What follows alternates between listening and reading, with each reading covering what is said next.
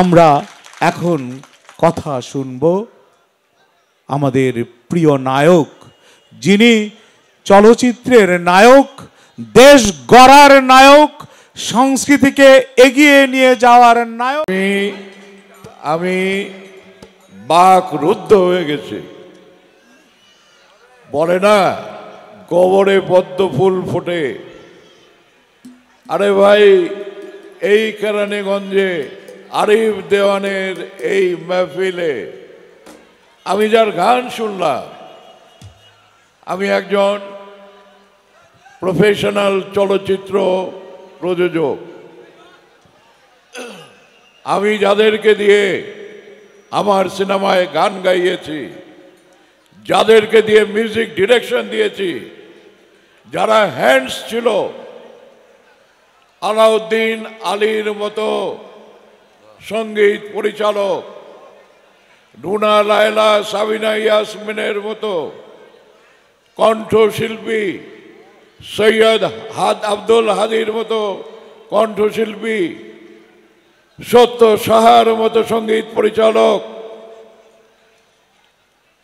আলম খানের মতো পরিচালক, আরো যারা আজ এই পৃথিবীতে নেই, সেই সব পরিচালকের সঙ্গীতের মূর্ছনায় তাদের সঙ্গে যেসব শিল্পীরা, যেসব বাদকরা, যেসব হ্যান্ডসরা অংশগ্রহণ করত, সেই সব অভিজ্ঞতার আলোকে আজকে আমার মনে হচ্ছে যে আমার সেই হারানো সেই স্মৃতি, সেই সঙ্গীত জগতের বিষয়টা আমি যেন ফিরে পেলাম। তাহলে আমি কোনো ভুল সিদ্ধান্ত নেইনি। আমি আরিফ দেওয়ান যখন আমাকে নিমন্ত্রণ করে, ভাই আপনি বিশেষ অতিথি, আমি আপনার নাম দেব কি না, এসে দেখলাম উনি আমার নাম দিয়েছে। আমি কিন্তু এই নামটা না দিলেও আসতাম, কারণ আমি অনলাইনে এই আরিফ দেওয়ান যখন লাইভ টেলিকাস্ট করে ওই ফেসবুকে, আমি তো খুব মনোযোগ দিয়ে শুনি। আমি যে এই গান তো আমাকে খুব আকর্ষণ করছে, এই গান আমাকে অন্য একটা জগতে নিয়ে যাচ্ছে। তাহলে আমি যদি লাইভ শুনতে পাই, যত সমস্যাই হোক, আমরা অনেক দূর থেকে এসছি, কিন্তু তো সেখান থেকে এই যে আমার সঙ্গে যারা, এরা যার যার মতো কিন্তু সবাই এক একজন প্রতিভাবান সংস্কৃতির এক একজন কর্মী। ওদের কথা শুনেই বুঝছেন সোহেল রশিদ কত সুন্দর করে আপনাদের ভিতরে গিয়ে আপনাদেরই মতো একজন হয়ে আজকে এখানে সঞ্চালক হয়ে গিয়েছেন। মনে হচ্ছে যেন ও এখানেই থাকে, আপনাদের মাঝেই বিরাজ করে, আপনাদের ওই পাশের বাসার ছেলেটা গান গায়, আসে সবসময় আরিফ দেওয়ানের আশেপাশে ঘোরাঘুরি করে। আরও যারা রয়ে গেছে, একজন সুফি গানের ভক্ত, সে ইতিহাসের মতো বলে গেল, জারি গান সারি গান সেই সমস্ত কিছু বলে, এই হলো আমার ভাই রফিকুল ইসলাম। আর একজন হলো চলচ্চিত্রের পরিচালক এবং সংস্কৃতির একজন রাজনীতিবিদ, এখনো মোটামুটিভাবে পরিপূর্ণ রাজনীতিবিদ। এদের মধ্যে যখন আমি বললাম, এই চলো একটা অন্যরকম স্বাদের একটা জায়গায় তোমাদের নিয়ে যাই, আমরা সারাদিন আমরা সব একত্রে থাকি, আমরা বই মেলায় গিয়েছি, আমরা অন্যান্য অনুষ্ঠানের বিভিন্ন জায়গায় আমরা ছিলাম। আমাদের একজন বিএনপির সাবেক মন্ত্রী নেতা জনাব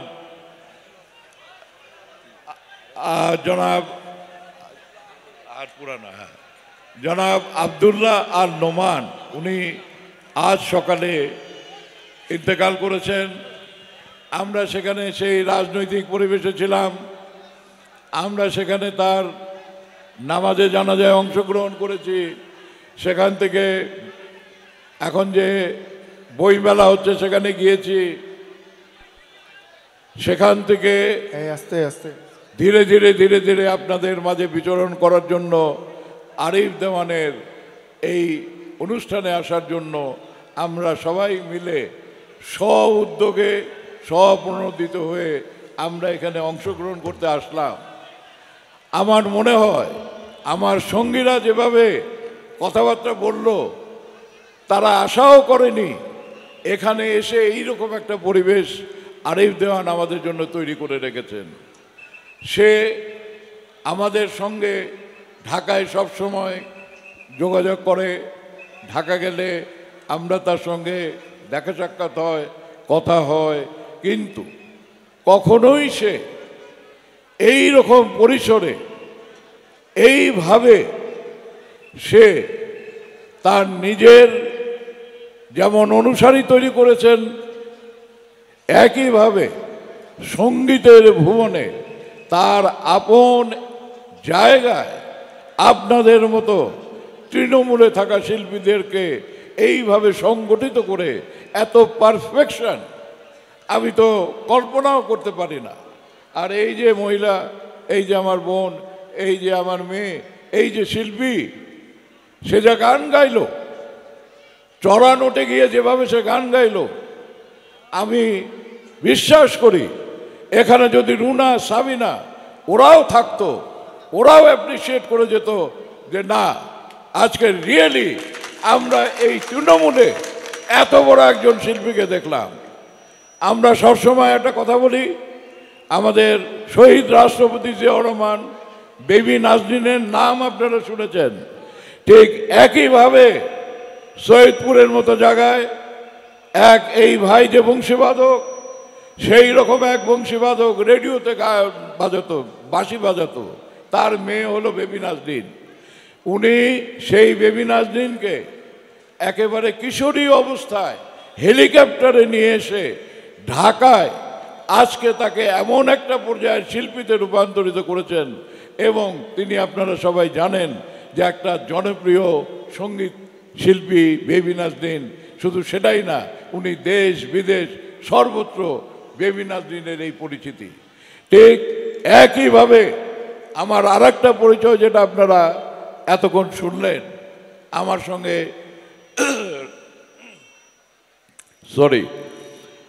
আপনারা আমার আর একটা পরিচয় শুনলেন, সেটা হলো আমি রাজনীতির সঙ্গে সরাসরি জড়িত।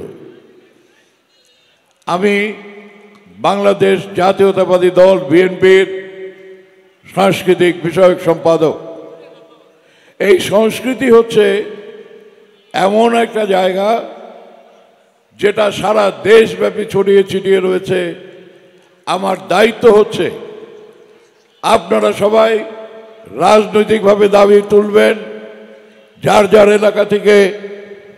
সেটা হচ্ছে যে আমরা নির্বাচন চাই, নির্বাচনের মাধ্যমে একটা নির্বাচিত সরকার চাই, যে সরকার হবে জনগণের সরকার, যে সরকার আমাদের জনগণের কল্যাণে আসবে, এবং সেখানে আমার যে ভূমিকাটা থাকবে, যদি আমার দল আপনাদের সমর্থন নিয়ে যদি দায়িত্ব পায় রাষ্ট্র পরিচালনা করার, বাংলাদেশ পরিচালনা করার, আমি আপনাদের কথা দিয়ে যাচ্ছি এখানে, সেটা হলো এই ধরনের যে শিল্পী, এই ধরনের যে বাদক, এই ধরনের যারা প্রতিভাবান ছড়িয়ে ছিটিয়ে রয়েছে তৃণমূলে, তাদের জন্য রাজধানীর শিল্পকলা একাডেমি হবে জায়গা, তাদের জন্য টেলিভিশন হবে জায়গা, তাদের জন্য বেতার কেন্দ্র হবে জায়গা, তাদের জন্য প্রায় তাদের প্রতিভা বিকশিত করার জন্য জায়গা হবে চলচ্চিত্র, নাটক, যেখানেই মিউজিক, যেখানেই সঙ্গীত, সেখানেই আমার এই তৃণমূলের যে সমস্ত ছড়ানো ছুটানো শিল্পী রয়েছেন, যে সমস্ত প্রতিভাবান বাদক রয়েছেন, তাদের ডিমান্ড কিন্তু কিছু না।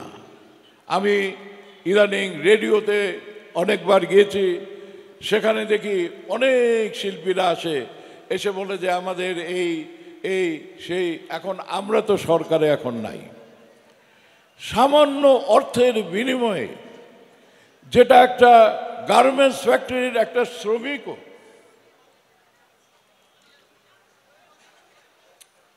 যে বেতন পায়, মিনিমাম বেতন পায়, আমার ভাই বোনেরা যারা ছড়িয়ে ছিটিয়ে এই দেশের যত মিডিয়া আছে সেখানে তারা যে সমস্ত যতটুকু তারা পান সহযোগিতা সাহায্য, এটা দিয়ে তো চলতে পারে না। প্রত্যেককে যেরকম আমাদের জুলাই বিপ্লবের মেধা না কোটা, এই ছিল আমাদের প্রথম ছাত্র জনতার দাবি। এইখানে যারা শিল্পী, তৃণমূলে হোক যেখানে হোক না কেন, তারা সবাই মেধাবী। সুতরাং এই মেধাকে মূল্যায়ন করার জন্য আমি আমার ব্যক্তিগত উদ্যোগে রাষ্ট্রকে, দেশকে, যারা সরকার পরিচালনা করবে তাদের উপরে আমি যত রকমের প্রেশার ক্রিয়েট করা দরকার আপনাদের সবাইকে নিয়ে আমি সেগুলোকে অর্জন করবো ইনশাআল্লাহ। এ হলো আমার একটা স্বপ্ন। আশা করি আমি আরিফ দেওয়ানকে আমার পাশে পাবো।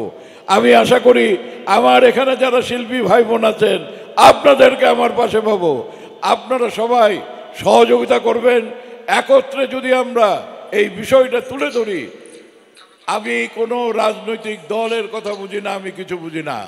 আমি বুঝি বাংলাদেশ, বাংলাদেশি জাতীয়তাবাদ, বাংলাদেশের শিল্পী, বাংলাদেশের কলাকুশলী, বাংলাদেশের সঙ্গীত জগৎ, এবং তাদের মূল্যায়ন হতেই হবে, হতেই হবে, হতেই হবে।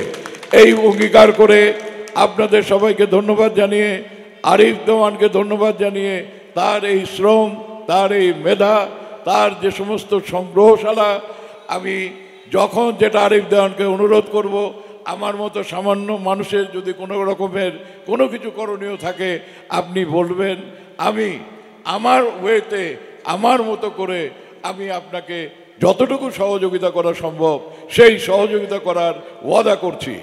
এখানে